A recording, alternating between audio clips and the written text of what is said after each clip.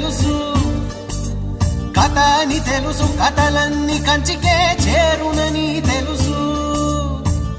తెలుసు తెర తొలుగుతుందని, తెలుసు తెల్లారుతుందని, తెలుసు ఈ కట్టె పుట్టుకుమంటదని, తెలుసు ఈ మట్టి మట్టిలో కలిసిపోతదని. ఇన్ని తెలిసి ఇరకాటంలో పడిపోతావు ఎందుకని? మాయా